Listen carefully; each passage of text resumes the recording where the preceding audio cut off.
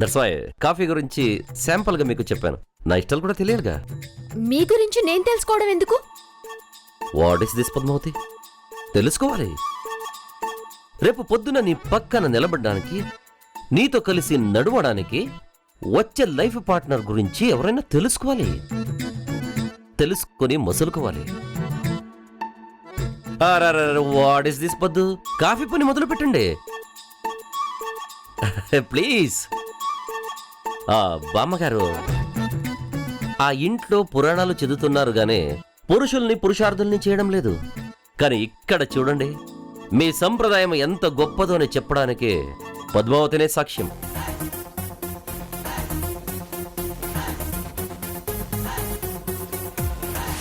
మీ సంస్కారానికి నిలువెత్తు నిదర్శనం, మీ మంచితనానికి దర్పణం.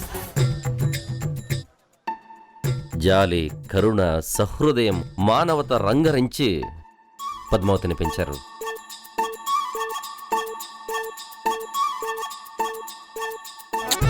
ఏంటో తెలీదు గానే ఎవరికి భార్యగా వెళుతుందో, ఏ ఇంటికి కోడలుగా వెళుతుందో వాళ్ళు మాత్రం చాలా అదృష్టవంతులు. ఎందుకు బాబు పద్మావతిని అంతలా పొగుడుతున్నావు? మీకు అభ్యంతరం లేకపోతే పైసా కట్నం లేకుండా పెళ్లి చేసుకోవడానికి నేనని కాదు, ఎవరైనా ముందుకొస్తారో అంటున్నాను. బామ్మగారు, మనలో మన మాట, పద్మావతికి తన సంబంధం చూస్తున్నారా? నాకు తెలుసు, ఇంకా ఆలోచన మీకు వచ్చుండదు. పాపం చిన్నపిల్ల కదా. ఇన్ కేస్ ఆ ఆలోచన మీకు వస్తే ఫస్ట్ ప్రిఫరెన్స్ అనేది ఉంటే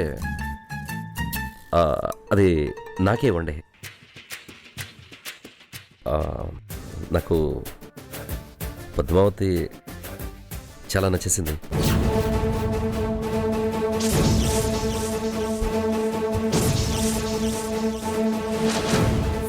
యాక్చువల్లీ నేను ఎంత ఇంప్రెస్ అయ్యానంటే చెప్పలేనంత. ఈ గుండెల్లో ఇంకెవరిని తీసుకొచ్చినా ఫిక్స్ చేయలేను.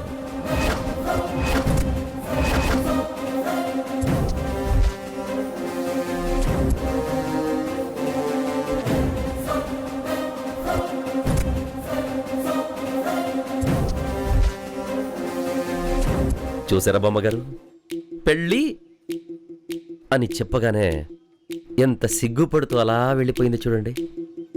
అమ్మాయికి ఆల్రెడీ సంబంధం చూసేసాం బాబు.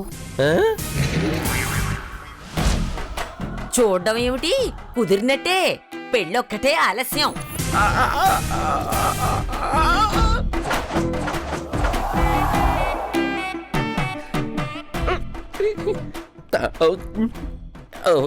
ఇంతకీ అదృష్టవంతుడు ఎవరు బామ్మగారు?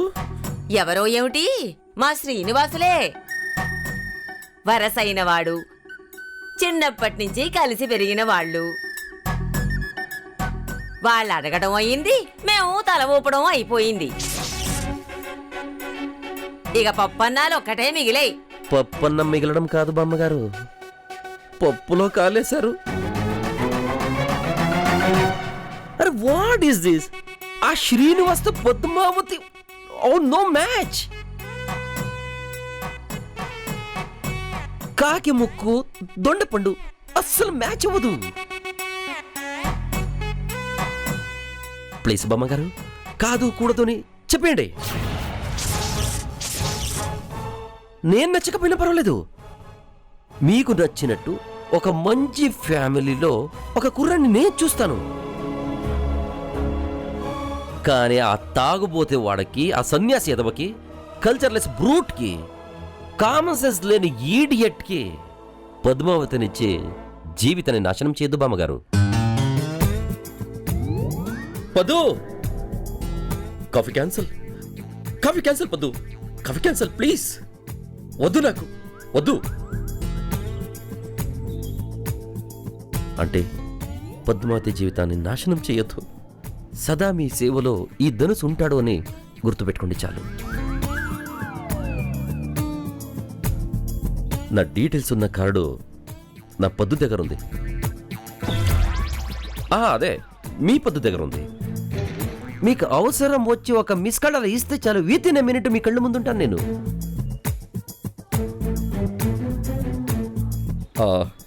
ఇక నేను వెళ్ళనా? ఓకే పొద్దు, బాయా.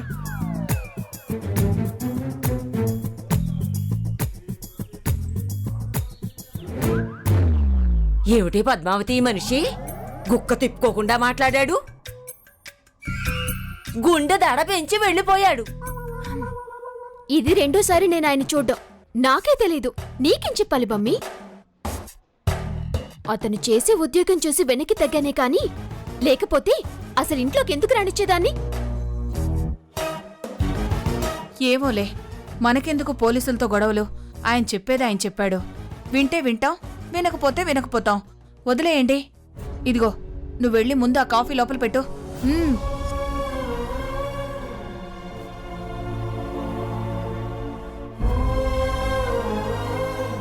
రంగరంగా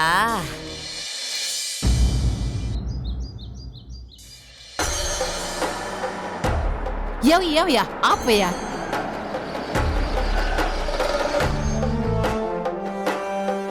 ఎందుకు మోహిని? ఆ సాములోరు చెప్పారు చూడు, ఈ గుడే.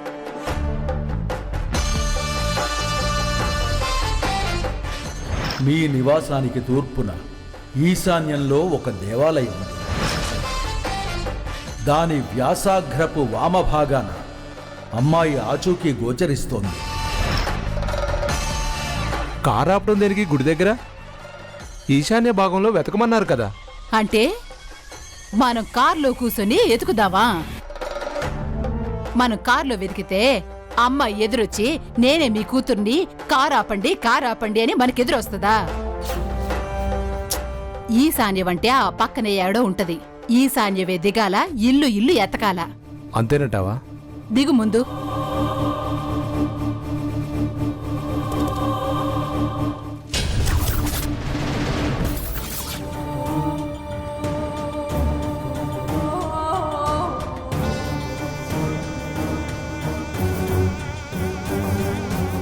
సూర్యుడు నడినెత్తిన ఉన్నాడు కదే, ఇప్పుడు తూర్పెట్టో ఎలా తెలుస్తుంది? కాసేపు నీడ వాలేదాకా నిలబడదాం, అర్థమైందా? అది వాలేదాకా నిలబడితే మనం రోడ్డు మీద వాలిపోతామయ్యా. ఎండ చూడు ఎట్టా కొడుతుందో. బిడ్డ కావాలనుకుంటే వెతికి తీరాల్సిందే కదా. బిడ్డ కోసమే కదా మరి మనం వచ్చుండది. అయితే ఆలస్యం ఎందుకు? వెతకడం మొదలు పెడదాం. నువ్వు ఈ బజార్కి వెళ్ళు, నేను ఇలా వెళ్తాను. ఆ? యావయ్యా ఆ? మరి దూరంగా ఎళ్ళబాకు, మధ్యలో కలుస్తా ఉండు. అన్నీ అడ్డదారులే ఉన్నాయే, అవే మనల్ని కలుపుతాయిలే. నువ్వెళ్ళు.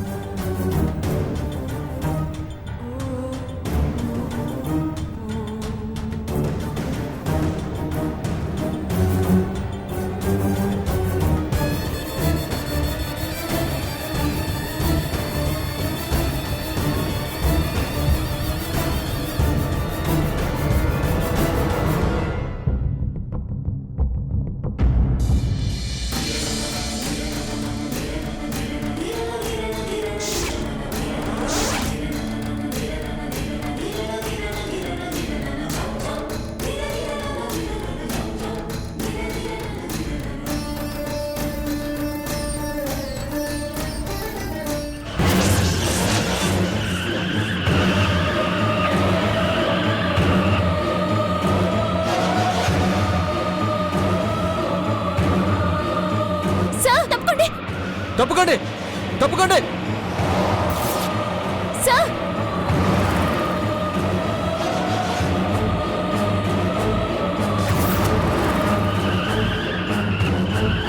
తప్పండి.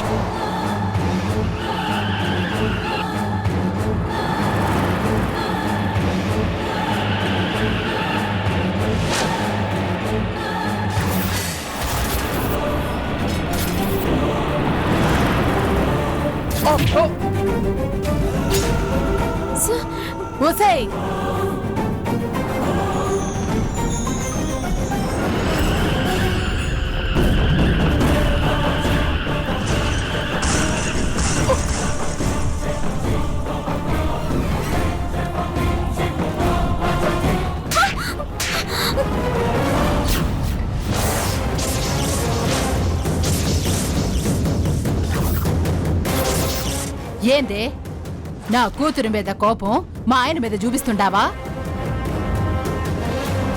ఆయన్ని తోసేసి గోడ గుద్దుకునేలా చేస్తావా? అయ్యో, నేను వారిని తోసిన ఉద్దేశం వేరండి. నీ ఉద్దేశం నేను చూసున్నా, నీ బుద్ధి నాకు అర్థమైంది లేవే. మేడం మేడం మేడం మీరు తొందరపడ్డారు మేడం. పొరపాటు పడి అనవసరంగా వారి మీద చేయి చేసుకున్నారు. నువ్వెవరు నాది పొరపాటు తొందరపాటు అంటుండావు? ఈవిడ గురించి నీకేం తెలుసు? మాకు తెలుసు. వారి గురించి మీకేం తెలుసో నాకు తెలీదు, కానీ ఇప్పుడు మీరు చేసింది మాత్రం తప్పు. ఏం మాట్లాడుతుండావు నువ్వు? అవును మేడం, ఆ కారు నాది. అసలు ఏం జరిగిందో మీకు తెలీదు. కారులో వస్తుంటే సడన్గా బ్రేకు హార్ను రెండు పనిచేయకుండా అయిపోయాయి.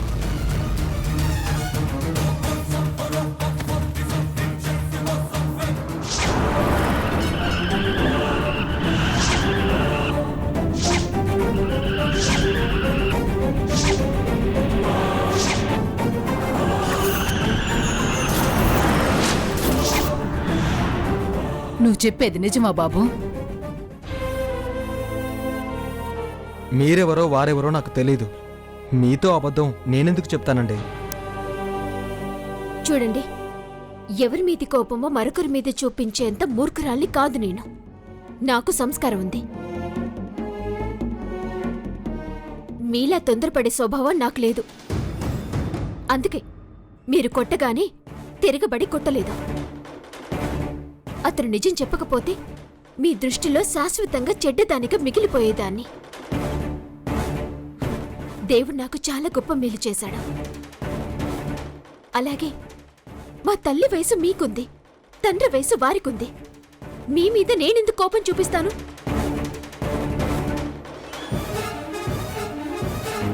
పెద్ద చిన్న మంచి చెడు విచక్షణ తెలిసిందాన్ని. మంచి మర్యాద ఉన్న కుటుంబంలో పుట్టిన దాన్ని. బుద్ధి జ్ఞానం నేర్పించారు నాకు. మీ కూతుర్లా ప్రవర్తించేదాన్ని కాదు నేను. సభ్యత తెలిసిందాన్ని. తొందరపడితే పశ్చాత్తాపడాల్సి ఉంటుంది. వస్తానండి.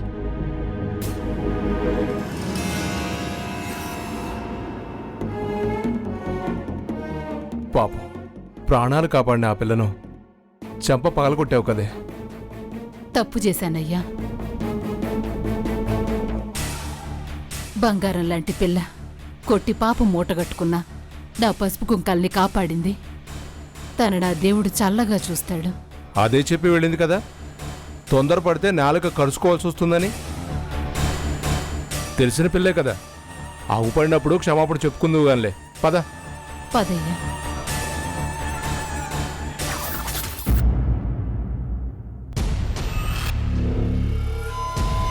ఏమిటే ఇంకా తయారవ్వకుండా ఇక్కడే ఉన్నావు? అవుతాన్లే, ఏంటి తొందర? ఏంటి తొందర అంటున్నావు? పీఠాధిపతులు వారు చెప్పింది మర్చిపోయావా? విలువ పత్రాలు తీసుకురా పూజ చేయడానికి.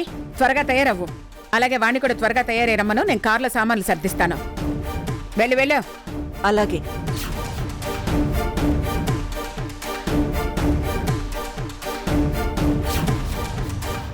ఏంటి కొత్త అలవాటు? కొత్త అలవాటేంటి? ఈరోజు గుడికెళ్ళాలి. నేను గుళ్ళకి గోపురాలకి రాను అని నీకు తెలుసుగా. గుడికి వెళ్లేది మీకోసమే. ఇప్పుడు ప్రత్యేకంగా నా కోసం గుడికెళ్ళడం ఎందుకు? పీఠాధిపతులు వారు మీకేదో జాతక దోషం ఉంది, కీడు జరగచ్చు, అభిషేకాలు మృత్యుంజయ హోమాలు చేయమన్నారు. అందుకు. దోషం అన్నారా? పాపం, పీఠాధిపతుల వారికి నువ్వే దోషం అని తెలియక అలా అనుంటారు. నా జీవితంలో జరగాల్సిన కీడు ఎప్పుడో జరిగిపోయింది. కొత్తగా జరిగేదే ఉంది, పోయేదే ఉంది. సాధారణంగా ఎవరికైనా ఏలినాటి శని 7 ఏళ్ళో లేదా 14 ఏళ్ళో ఉంటుందంటారు. కానీ నిన్ను పెళ్లి చేసుకున్న తర్వాత నాకు జీవితాంతం శని పట్టుకుంది. చాలే, ఆపండి. మీకు నేను శనిలా కనిపిస్తున్నానా?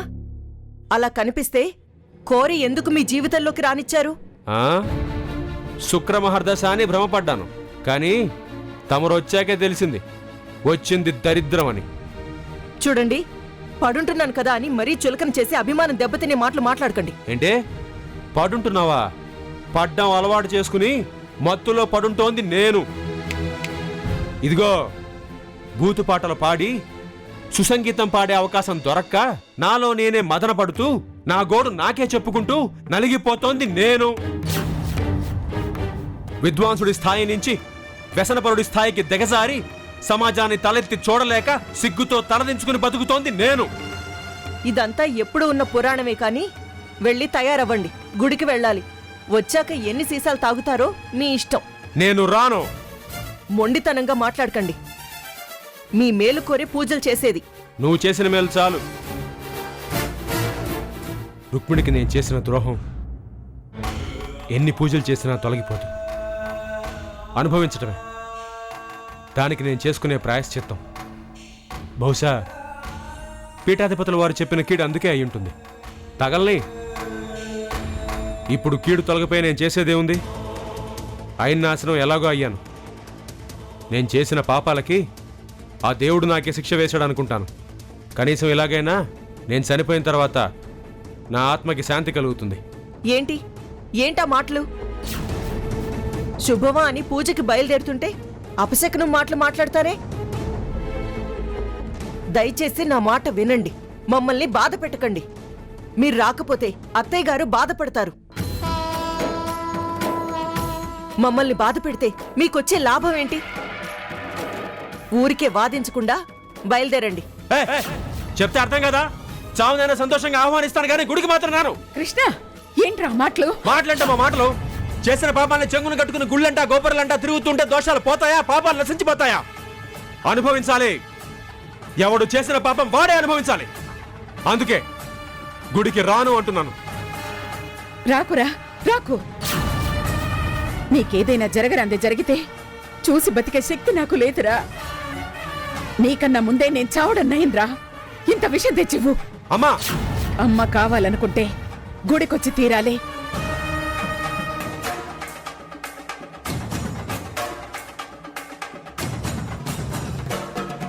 వస్తాను కానీ మందు తాగొస్తాను.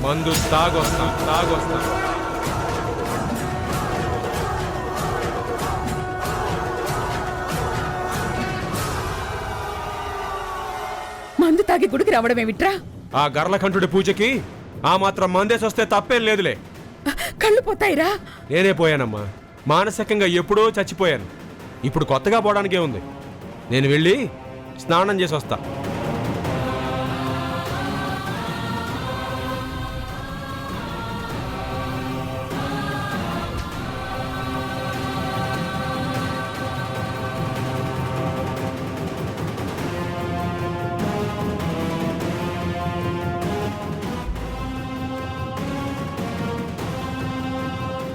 ఇప్పుడేం చేద్దాం అత్తయ్యా?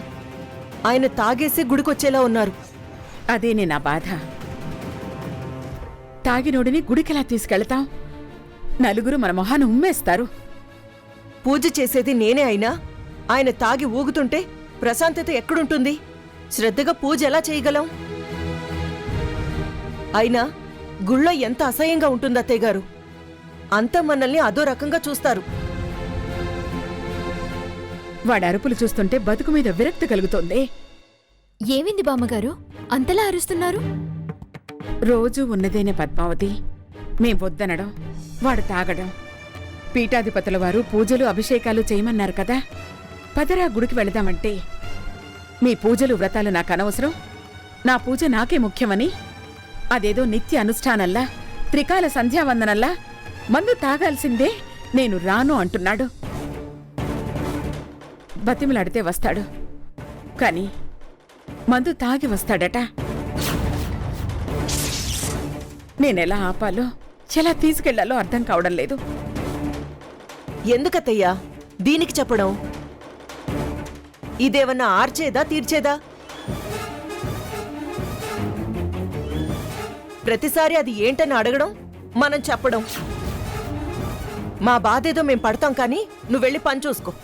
గురువుగారికి కీడు జరగకుండా చూసుకోవడం కూడా ఒక పనే అమ్మా. ఏయ్ అమ్మా అనకు, ఒళ్ళు మండుతుంది. సరే అమ్మగారు. ఇప్పుడేంటి బామ్మగారు? గురువుగారు మందు తాగకుండా గుడికి రావాలి అంతే కదా? ఏంటే మందు తాగకుండా గుడికి రావాలి అంతేగా అని అంత తేలిగ్గా అంటున్నావు? ఆ మందుతోనే నోరు పుక్కిలించే ఆ మనిషిని మందు తాగడం ఆపించడం అంత తేలిక కాదు. లక్ష్యం ఒక్కటే ఉంటే సరిపోదు. మనసులో సంకల్పం ఉండాలి. మన మీద మనకు నమ్మకం ఉండాలి. అదే నమ్మకాన్ని అవతలి వాళ్ళకి కల్పించాలి. చెప్పి చెప్పి జుట్టుకి రంగేసుకునే వయసొచ్చింది. సంకల్పాలు సమరాలు అన్నీ అయ్యాయి. అలా వెనక్కి తగ్గటం పద్ధతే కాదు. ఆ అయితే ముందు నువ్వు వెళ్ళి ఆపవే, చూద్దాం.